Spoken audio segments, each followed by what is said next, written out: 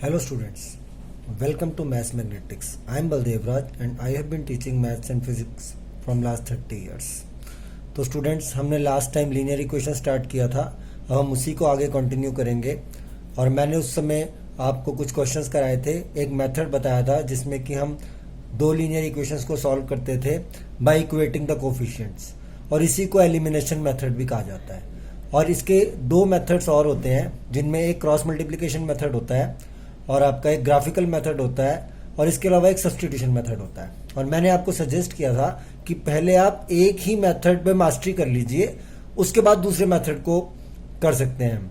क्योंकि इस चैप्टर में हमें करना क्या है बेसिकली, कि अगर आपको ध्यान हो कि छोटी क्लासेस के अंदर आप कुछ करते थे, जैसे इक्वेशन सॉल्व किया, फिर इक्वेशन फॉर्म किया जाता है, तो यहाँ पर भी हमें स्टेटमेंट्स हम करने हैं, मीन्स एप्लीकेशन बेस्ड प्रॉब्लम्स। तो इसीलिए पहले हम क्या करते हैं कि एक ही मेथड में मास्टरी करके एप्लीकेशन बेस्ड सम कर लेते हैं, उसके बाद हम दूसरे मेथड्स को भी कर सकते हैं। एग्जाम में ऐसा कोई रिस्ट्रिक्शन नहीं होता कभी भी। हाँ, वही होता है कि जो ग्राफिकल मेथड होता है उसमें कई बार वो कहते हैं कि आप इन इक्वेशंस को ग्राफ से सॉल्व कीजिए।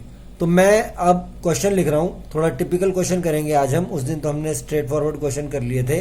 तो मैं क्वेश्चन लिखता हूँ, ये आपका 2/x plus 3/y equals to 9/xy, ये इक्वेशन आपको गिवन है इस फॉर्म में।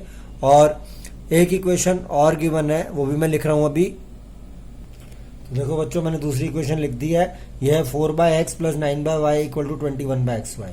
हम इनको तब तक सॉल्व करने की नहीं सोचेंगे जब तक ये अपने जनरल फॉर्म में ना आ जाए। और जनरल फॉर्म मैंने आपको बता दी थी कि ये होती है इस टाइप की, a1x plus b1y plus c1 equals to 0। Last time मैंने आपको ax plus by plus c equal to 0 बता दिया होगा, वो एक ही बात होती है। कहने का मतलब यह है कि एक x की टर्म, एक y की टर्म, और ये जो टर्म होती है तीसरी वाली, वो बिना x y की होती है। बट यहाँ पर ऐसा नहीं हो रहा है, तो पहले हम इसको जनरल फॉर्म में लेके आएंगे।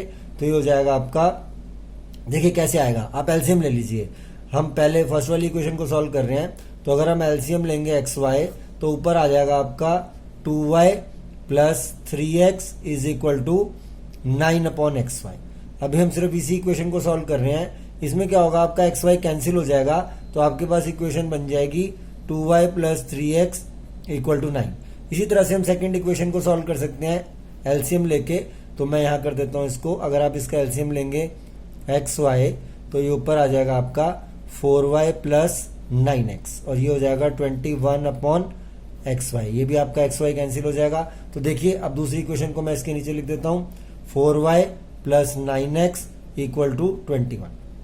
ये अब आपके पास दो इक्वेशन आ गई सिंपल वे में, जो जनरल इक्वेशन होती है। और इसको आप उसी वे से सॉल्व कर सकते हैं जो मैंने लास्ट टाइम डिस्कस किया था, बाय इक्वेटिंग द कोफिशिएंट। तो इक्वेटिंग द कोफिशिएंट के लिए मैंने आपसे बताया था कि आपको या तो x के कोफिशिएंट इक्वेट कर लेने हैं या y के। तो देखिए, आपकी मर्जी है, मैं y के कोफिशिएंट इक्वेट कर रहा हूं। देखिए, यहाँ 4 है, यहाँ 2 है। नॉर्मली तो स्टूडेंट्स की अप्रोच होती है कि इसको 4 से मल्टीप्लाई कर दें, इसको 2 से मल्टीप्लाई कर दें, बट ऐसी रिक्वायरमेंट नहीं है, आपको इन दोनों को इक्वल करना होता है। तो आप जस्ट फर्स्ट इक्वेशन को 2 से मल्टीप्लाई कर देंगे तो भी क्वेश्चन हो जाएगा। तो हम फर्स्ट इक्वेशन को 2 से मल्टीप्लाई करते हैं, तो ये आपके पास हो जाएगा 4y। कंसेप्ट को समझिए, क्रैम नहीं करना है बिल्कुल भी। और मैं आपको एनसीईआरटी नहीं सॉल्व करवा रहा यहाँ पर, मैं आपको कंसेप्ट बता रहा हूँ। एनसीईआरटी आपको खुद सॉल्व करनी है, और अगर आपको उसमें कोई प्रॉब्लम आती है तो आप मेरे व्हाट्सएप पे मुझे मैसेज भेज सकते हैं, मैं आपको उसका सॉल्यूशन प्रोवाइड करा दूंगा। या तो मैं यूट्यूब पे ही वीडियो डाल दूंगा, या मैं उसके सॉल्यूशन की वीडियो आपको आपके व्हाट्सएप पे भेज दूंगा। तो मेरा व्हाट्सएप नंबर डिस्क्रिप्शन बॉक्स में दिया हुआ है, वैसे मैं बता भी देता हूं आपको, 8860590940। तो ये आपका हो जाएगा 6x इज इक्वल टू 18, और ये हो जाएगा 4y plus 9x equals to 21। देखिए, इस इक्वेशन को मैंने 2 से मल्टीप्लाई किया, 2 2 4, 2 3 6, 2 9 18। अब हमें इसमें साइन चेंज करना है, क्योंकि 4y को कैंसिल करना है, दोनों का सेम साइन है, तो साइन चेंज करने पर ये कैंसिल होगा। ये आपका आ जाएगा -3x, ये आ जाएगा आपका -3, माइनस से माइनस कैंसिल, तो x की वैल्यू 1 आ जाएगी आपकी। और ये x की वैल्यू हम किसी भी इक्वेशन में पुट करेंगे। बच्चों, एक बात ध्यान रखना, हमेशा उस इक्वेशन में पुट किया करो जहां हमने कोफिशिएंट इक्वेट नहीं किए होते, क्योंकि कई बार क्या होता है, कोफिशिएंट इक्वेट करने के बाद इक्वेशन बड़ी हो जाती है, तो उसमें फिर आपकी कैलकुलेशन बढ़ जाएगी। तो इसको मैं फर्स्ट वाली में, यानी इसमें पुट कर देता हूं। ये हो जाएगा 2y plus 3 into 1 equals to 9, तो 2y इज इक्वल टू 6, तो y इज इक्वल टू 3। ये 6 कैसे आया, 3 को वहां ले गए। तो आप ये चेक भी कर सकते हैं आपका आंसर ठीक है या नहीं, ये मैं पिछली क्लास में ही बता चुका हूं। और जो बच्चे इसको पहली बार देख रहे हैं वो इसके लीनियर इक्वेशन जो लेक्चर नंबर 1 है उसको जरूर देखें, तभी उनको अच्छी तरह से क्लियर होगा। अब मैं एक क्वेश्चन और कर रहा हूं आपका। तो बच्चों मैंने क्वेश्चन लिख दिया है। एक इक्वेशन आपको इस फॉर्म में दी हुई है, x y upon x plus y equal to 1/5, और दूसरी इक्वेशन है x y upon x minus y equal to 1/7। Simple approach है, क्योंकि ये इक्वेशन जनरल फॉर्म में नहीं है अपनी, इसीलिए हम इसको पहले जनरल फॉर्म में ले आते हैं। तो उसके लिए मैं सिंपल सा स्टेप करता हूँ, क्रॉस मल्टीप्लीकेशन कर देता हूँ। तो देखिए आपको पता ही है अपनी छोटी क्लासेस से कि क्रॉस मल्टीप्लीकेशन कैसे करते हैं। तो ये आपका हो जाएगा x plus y equals to 5xy, और सेकेंड इक्वेशन में यहाँ पे हम क्रॉस मल्टीप्लीकेशन करेंगे तो x minus y equal to 7xy। ये आपकी दो इक्वेशन बन गई। अब आपने इनको सॉल्व करना है। तो अब देखिए यहाँ पर भी ये इक्वेशन तो बन गई, बट अभी भी ये स्टैंडर्ड फॉर्म में नहीं आई अपनी। स्टैंडर्ड फॉर्म के अकॉर्डिंग एक x की टर्म, एक y की टर्म, और जो थर्ड टर्म होनी चाहिए वो विदाउट एक्स वाई होनी चाहिए। तो अभी मुझे इसको और ज्यादा सिंप्लीफाई करना है पहले। तो उसके लिए मैं क्या करता हूँ, यहाँ पर 1 क्रिएट करना है मुझे, क्योंकि जो थर्ड टर्म होती है उसमें x और y दोनों नहीं होने चाहिए। तो मैं इस इक्वेशन को एक्स वाई से डिवाइड कर देता हूँ। तो देखो बच्चों, जब आप एक्स वाई से डिवाइड करेंगे तो x upon x y plus y upon x y equals to 5xy upon x y. ऐसे ही सेकेंड इक्वेशन में भी करेंगे यहाँ पर। तो ये हो जाएगा x upon x y minus y upon x y equals to 7xy upon x y. तो देखिए 1/x से 1/x कैंसिल, 1/y से 1/y कैंसिल, और xy से xy कैंसिल। तो ये इक्वेशन आपकी हो जाएगी 1/y plus 1/x equals to 5, और ये वाली इक्वेशन हो जाएगी आपकी 1/y माइनस 1/x इक्वल्स 7। अब देखो बच्चों, ऐसी इक्वेशन हम पिछली बार सॉल्व कर चुके हैं, जिसमें मैंने आपको बताया था कि अब आप 1/y को लेट कर लीजिए और 1/x को लेट कर लीजिए। तो हम 1/y को x ले लेते हैं, और 1/y को आप u लीजिए, क्योंकि x ऑलरेडी क्वेश्चन के अंदर है, और 1/x को आप v ले लीजिए। आप कुछ भी लेट कर लीजिए, आपकी मर्जी है, उसमें कोई रिस्ट्रिक्शन नहीं है आपके ऊपर। तो यहाँ देखो बच्चों, 1/y की जगह अगर हम u लेंगे तो हो जाएगा u प्लस v, क्योंकि 1/x की जगह v लिया जाएगा इक्वल टू 5, और यहाँ पे हो जाएगा u minus v equal to 7। अब देखो बच्चों, यहाँ पे मैंने u ले लिया, यहाँ पे v हो गया, दोनों इक्वेशन ऊपर नीचे लिख दी। देखो इनमें ऑलरेडी कोएफिशिएंट्स इक्वल है, कुछ भी नहीं करना हमें, सिर्फ ऐड करूंगा तो ये कैंसिल हो जाएंगे। अगर आप सब्ट्रैक्ट करते हैं तो u कैंसिल होगा। जब ऑलरेडी कोएफिशिएंट इक्वल है तो हमें कुछ करने की जरूरत नहीं है। तो 2u इक्वल्स टू 12, तो u की वैल्यू आ गई आपकी 12/2 यानी कि 6। अब ये u की वैल्यू इन दोनों में से किसी भी इक्वेशन में पुट कर देते हैं। तो चलिए इसको मैं 1 लिख देता हूँ, इसको 2 लिख देता हूँ, 1 में पुट कर देते हैं। तो हो जाएगा 6 प्लस v इक्वल्स टू 5, तो v इक्वल्स टू 5 माइनस 6, तो v की वैल्यू -1 आ गई। तो यहाँ पर बच्चों कई बार क्या होता है कि स्टूडेंट क्वेश्चन को छोड़ देता है, यहीं पर वो सोचता है आंसर आ गया, अभी आंसर नहीं आया। आपका क्वेश्चन एक्स वाई में था, आपको एक्स वाई निकालना है, आपको यू वी नहीं निकालना। इसीलिए हमने जहां लेट किया है 1/y इक्वल टू यू और 1/x इक्वल टू वी, ये वाली वैल्यू वापस सब्स्टिट्यूट करेंगे यहाँ पर। तो देखिए 1/y इक्वल टू 6, और जो सेकेंड इक्वेशन होगी 1/x इक्वल्स टू -1। तो अब आप इसको सॉल्व कर लेंगे तो y की वैल्यू 1/6 आ जाएगी, और आपकी x की वैल्यू -1 आ जाएगी। तो देखिए दोनों आंसर आ गए, x और y के हमारे पास। ये y का आंसर आ गया, ये x का आंसर आ गया। ये मैंने कुछ नहीं किया, क्रॉस मल्टीप्लाई किया है। तो देखो ये हो जाएगा 1 इक्वल टू 6y, तो y की वैल्यू 1/6 आ जाएगी। तो ये देखो, इस तरह से मैं आपको अलग अलग तरह के क्वेश्चंस कराऊंगा। मेरा एम है आपको 100 मार्क्स दिलाऊंगा। मैं आपको एनसीईआरटी 3.1 3.2 ये लिख के कभी भी नहीं पढ़ाऊंगा, क्योंकि एनसीईआरटी सॉल्व आपने करनी है, वो आपका काम है। हाँ, उसकी प्रॉब्लम सॉल्व करना मेरा काम है। चलिए अब नेक्स्ट क्वेश्चन करते हैं। तो बच्चों मैंने क्वेश्चन लिख दिया आपके सामने। बड़ा ही अजीब सा क्वेश्चन है, बहुत टिपिकल सा क्वेश्चन नजर आ रहा है। देखते ही इस टाइप के क्वेश्चन को स्टूडेंट्स के हाथ पैर फूलने लग जाते हैं, बट डरना नहीं है क्वेश्चन से, क्योंकि अगर आपके कंसेप्ट क्लियर हैं तो कोई भी क्वेश्चन आ जाए वो हो ही जाएगा सॉल्व। और अगर आपने ईमानदारी से पढ़ाई करी है, क्योंकि अगर आप सॉल्यूशन देख देख के पढ़ाई करोगे तो इस टाइप के क्वेश्चंस आपके लिए हमेशा ही प्रॉब्लम बने रहेंगे। लेकिन अगर आप कंसेप्ट को समझ के क्वेश्चंस अपने आप से सॉल्व करेंगे, अगर एक बार नहीं होता है तो दूसरी बार ट्राई करो, दूसरी बार नहीं होता है तो तीसरी बार ट्राई करो। ये नहीं कि गूगल सर्च किया या यूट्यूब पर चले गए और देख लिया एनसीईआरटी के सोल्यूशन, लाओ जी इसको सॉल्व कर दिया। उस केस में ना तो कभी आपको इंटरनल सेटिस्फेक्शन मिलेगी, जस्ट वो फॉर्मेलिटी के लिए क्वेश्चन हो जाएगा। तो देखिए थोड़ा सा कॉम्प्लिकेटेड सा क्वेश्चन है, ऐसा एक क्वेश्चन हम पिछली बार कर चुके हैं, बस उसमें डिफरेंस यह है कि यहां पर देखो उसमें a प्लस बी नहीं था और a माइनस बी नहीं था, तो इस तरह की टर्म्स नहीं थी उसमें। और अब हम ये क्वेश्चन सॉल्व करते हैं। एक मिनट, मुझे कुछ इस क्वेश्चन में गलत वाइब्रेशंस आ रही हैं, मुझे लग रहा है ये क्वेश्चन मैंने गलत लिख लिया है, एक सेकेंड। नहीं बच्चों ठीक है, अगर गलत होगा तो पता लग जाएगा हमारे को। हम सॉल्व करना शुरू करते हैं। देखिए जो मैंने पहले क्वेश्चन कराया था उसमें यहाँ पर a प्लस बी नहीं था, यहाँ पर a प्लस बी नहीं था, यहाँ a माइनस बी नहीं था। अब ये है वो फ्रैक्शन वाली अप्रोच ही, हम क्या करेंगे, लेट कर लेंगे 1 upon x plus y equals to u and 1 upon x minus y equals to v, जो हमारी नॉर्मल अप्रोच होती है। तो देखो ये क्या हो जाएगा क्वेश्चन बच्चों, 3 इंटू ए प्लस बी। अब ध्यान से देखो 1 अपॉन एक्स प्लस वाई की जगह हम u ले चुके हैं, तो यहाँ u हो जाएगा माइनस 2 ए माइनस बी, और 1 अपॉन एक्स माइनस वाई की जगह v ले चुके हैं इक्वल्स 1। देखिए फर्स्ट इक्वेशन ऐसे कन्वर्ट हो गई जब हमने सब्स्टिट्यूशन किया। ऐसे ही हम सेकेंड इक्वेशन में करते हैं, तो 8 into a plus b into u और minus 7 into a minus b into v equals 1। तो देखो थोड़ा सा अभी भी अजीब दिख रहा है, लेकिन दिक्कत नहीं है, दिक्कत जब ज्यादा हो जाती है अगर ये दोनों टर्म सिमिलर ना होती। देखिए दोनों में a प्लस बी है, तो अगर ये ना होता इस तरह से तब प्रॉब्लम होती। तो अब मैं नॉर्मल कोफिशिएंट इक्वेट करने की ही सोचूंगा। उसके लिए अगर आप u के करते हैं तो यहाँ आपको 8 से मल्टीप्लाई करना है, यहाँ आपको 3 से मल्टीप्लाई करना है। तो देखो उसके बाद क्या हो जाएगा, ये 24 a plus b into u minus 16 a minus b into we.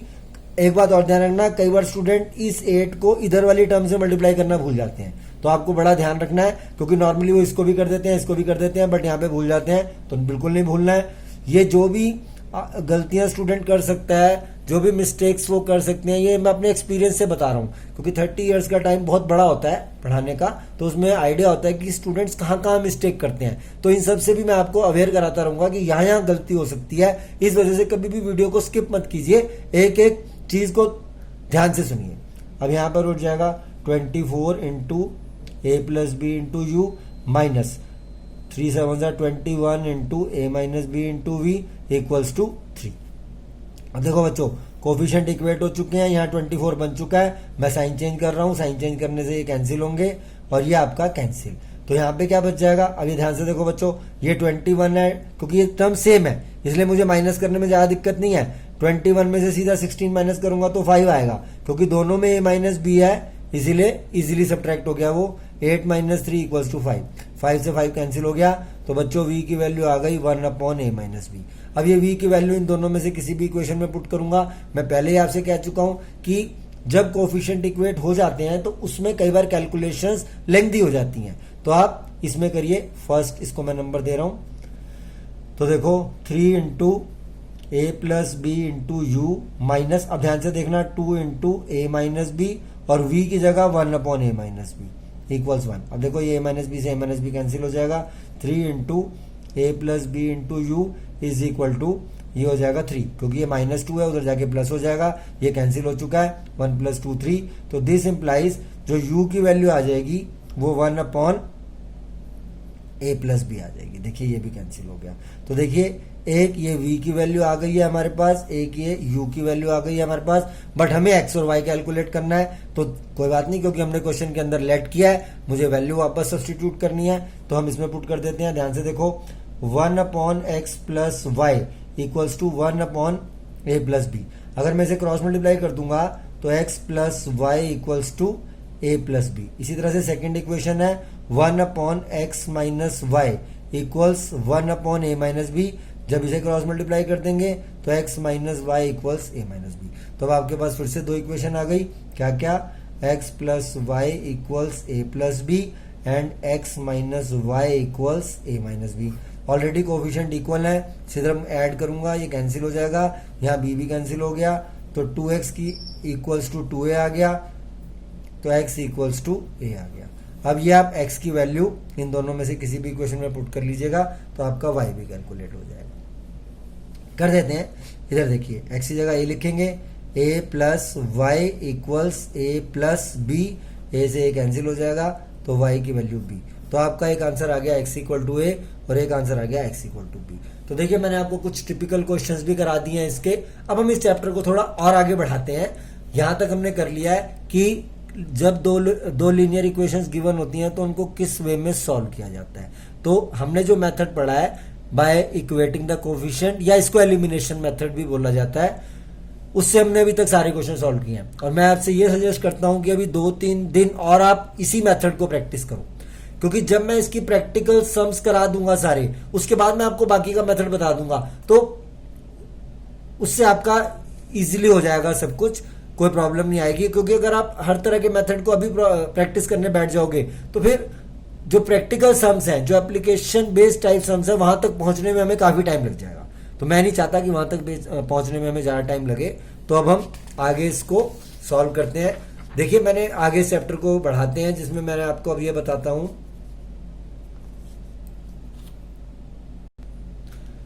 तो देखो बच्चों, अब हम आगे बढ़ा रहे हैं इस चैप्टर को। मैं आपके सामने जो भी इक्वेशन लिखता हूं वो सॉल्व हो जाती है, लेकिन हर बार ये कोई जरूरी नहीं होगा कि जो भी इक्वेशन सामने लिखी होगी वो सॉल्व हो ही सकती है। अभी तक हम ऐसे ही क्वेश्चन कर रहे हैं जो सॉल्व हो सकते हैं, जिसमें हम x और y की वैल्यू कैलकुलेट कर सकते हैं। अब मैं आपके सामने एक इक्वेशन लिखता हूं। अब देखिए, जब आप उसके ऊपर वो मेथड लगाएंगे जो मैंने बताया है, तो वो उसके ऊपर एप्लीकेबल नहीं होगा। जैसे फॉर एग्जाम्पल हमने एक ये लिखा 2x + 3y = 7। एक इक्वेशन में और लिख देता हूं 4x + 6y = 15, या 15 की जगह आप कुछ भी ले सकते हैं, उसमें कोई दिक्कत नहीं है। अब मैं कहता हूं आप इनको सॉल्व कीजिए। तो आपको जो मेथड पता है सॉल्व करने का, वो ये है कि हम कोफिशिएंट इक्वेट कर लेते हैं। तो कोफिशिएंट इक्वेट करने के लिए क्या किया जाता है, आप x के अगर कोफिशिएंट इक्वेट करेंगे तो इस इक्वेशन को 2 से मल्टीप्लाई कर देंगे। तो जब आप इसको 2 से मल्टीप्लाई करेंगे तो देखो क्या होगा, 4x + 6y = 14, और ये हो जाएगा 4x + 6y = 15। अब जब मैं x को कैंसिल करने के लिए इसके साइन चेंज करूंगा तो ऑटोमेटिकली देखिए y भी कैंसिल हो गया। तो अब आप किसी की वैल्यू नहीं निकाल सकते हैं। तो इसका मतलब क्या होता है, ये कोई जरूरी नहीं होता कि हमेशा जो इक्वेशंस गिवन होंगी वो सॉल्वेबल होंगी। कई बार ऐसा हो जाता है कि इक्वेशन सॉल्वेबल नहीं है। तो ये हमें कैसे पता लगेगा इक्वेशन सॉल्वेबल है या नहीं है। तो अब मैं आपको समझा रहा हूं, ध्यान से देखिए। आपको 2 इक्वेशन गिवन होंगी, a1x + b1y + c1 = 0, और दूसरी इक्वेशन होगी a2x + b2y + c2 = 0। इस तरह से आपको ये इक्वेशंस गिवन है। इसमें 3 पॉसिबिलिटी होती हैं कि एक इक्वेशन सॉल्व होगी या नहीं होगी, एक इक्वेशन सॉल्व नहीं होगी, और एक इनफाइनाइट सॉल्यूशन होता है। मतलब आपसे वो इनकंसिस्टेंसी और कंसिस्टेंसी की बात भी करता है ऐसे को लेकर। तो मैं सब बता रहा हूं कि क्या होता है इनकंसिस्टेंट और क्या होता है कंसिस्टेंट।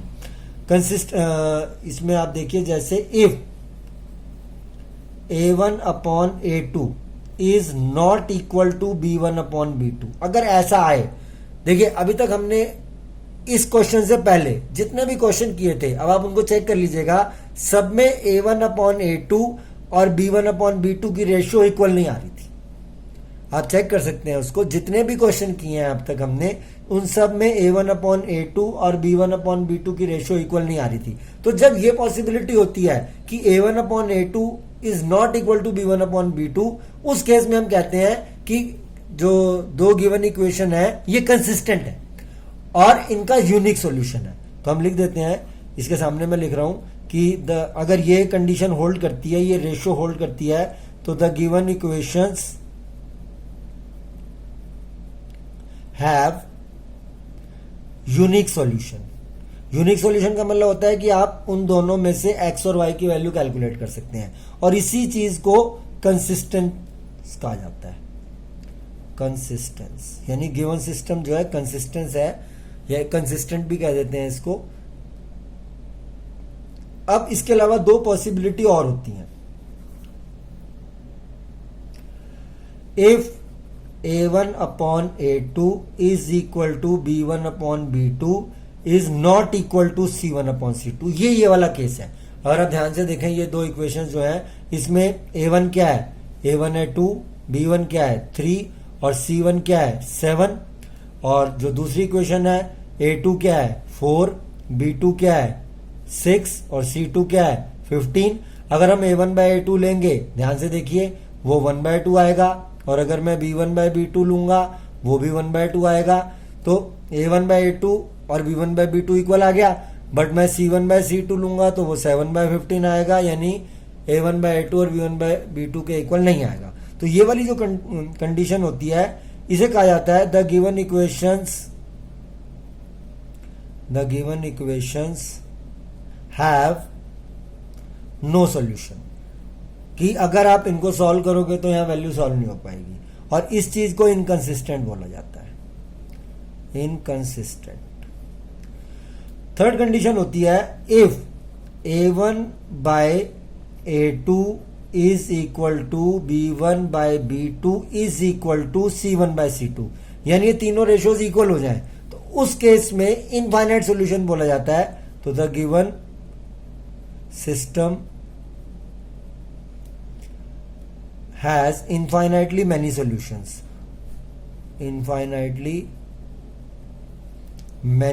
solutions, और इस केस में इसको भी कंसिस्टेंट बोला जाता है, कंसिस्टेंट, और इसके लिए एक और वर्ड यूज किया जाता है जिसे बोला जाता है डिपेंडेंट। तो ये केसेस होती हैं। तो इसके ऊपर बेस्ड क्वेश्चन आ जाते हैं एग्जाम में, जिसको कि हम अगली बार पढ़ेंगे। अभी मैं सिर्फ आपको कंसेप्ट समझा रहा हूं आज, क्योंकि मेरी कुछ ऐसी हैबिट है। अब आप इन कंसेप्ट्स को रिवाइज कर लेंगे तो अगली बार क्वेश्चंस करने में आसानी हो जाएगी आपको। तो अब मैं इसको थोड़ा सा आपको ना ग्राफ का आइडिया भी दे देता हूं इसी के साथ साथ, क्योंकि नेचर ऑफ ग्राफ से भी पता लग जाता है कि इसके सोल्यूशन किस टाइप के होंगे। मींस वो यूनिक सोल्यूशन होगा, वो नो सोल्यूशन होगा, या वो इनफाइनाइट सोल्यूशन होगा, क्योंकि हमें ग्राफ से भी सोल्यूशन पढ़ना है। और उसके लिए तो एक अलग क्लास ही लूंगा मैं पूरी, जिसमें कि मैं आपको ग्राफिकली सॉल्व करके दिखाऊंगा, क्योंकि उसका क्वेश्चन आने की प्रोबेबिलिटी बहुत ज्यादा होती है।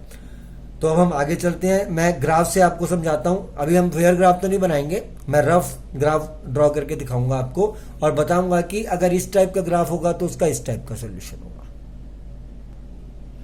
तो देखो बच्चों, आपको दो इक्वेशंस दी होंगी हमेशा, क्योंकि जब 2 वेरिएबल होता है तो हमें दो ही इक्वेशन गिवन होंगी। अब उन दो इक्वेशन के अगर हम ग्राफ ड्रॉ करने बैठेंगे तो हमारे पास 3 डिफरेंट टाइप्स के ग्राफ आ सकते हैं। कैसे, मैं आपको बना के दिखा रहा हूं। अगर a1/a2 is not equal to b1/b2 है, तो जब भी आप उसका ग्राफ ड्रॉ करोगे, और ये ग्राफ कैसे ड्रॉ करते हैं ये मैं आपको एक पूरी क्लास में ग्राफ पेपर लेके यहां ड्रॉ करके दिखाऊंगा, इस तरह से कि वो दोनों ग्राफ इंटरसेक्टिंग होंगे। ऐसे ग्राफ्स को इंटरसेक्टिंग बोला जाता है। तो अगर दोनों ग्राफ इंटरसेक्टिंग होते हैं तो उस केस में हम बोलते हैं यूनिक सॉल्यूशन, यानी ये कंडीशन होगी यूनिक सॉल्यूशन की। और ये हम पीछे ही देख चुके हैं कि अगर a1/a2 b1/b2 के इक्वल नहीं होता है तो यूनिक सॉल्यूशन होता है, और उस केस में जो ग्राफ्स की नेचर होती है वो इंटरसेक्टिंग होती है। क्या कहते हैं इसको? Intersecting graph. और जब हम ग्राफ पे देखेंगे, ये जो पॉइंट निकलेगा आपका, ये वाला जो पॉइंट होगा, ये आपको ग्राफ से पता लग जाएगा, ये वही पॉइंट होगा जो एक्स और वाई की वैल्यू आप कैलकुलेट करते हो एल्जेब्रिक मेथड से। जो भी आप एल्जेब्रिक मेथड से कैलकुलेट करते हो, उससे जो एक्स और वाई की वैल्यू आएगी वो यही पॉइंट होगा जहां पे वो दोनों लाइंस इंटरसेक्ट करेंगी।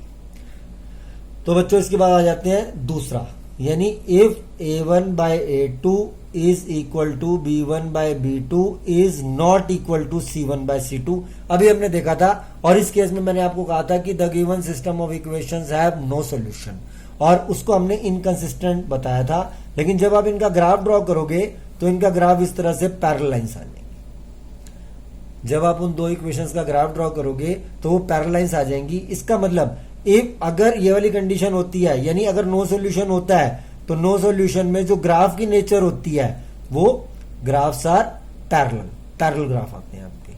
तो अगर यूनिक सॉल्यूशन होता है तो ग्राफ इंटरसेक्टिंग होते हैं, और अगर नो सॉल्यूशन होता है तो ग्राफ पैरेलल होते हैं। और तीसरी कंडीशन थी a1/a2 is equal to b1/b2 is equal to c1/c2।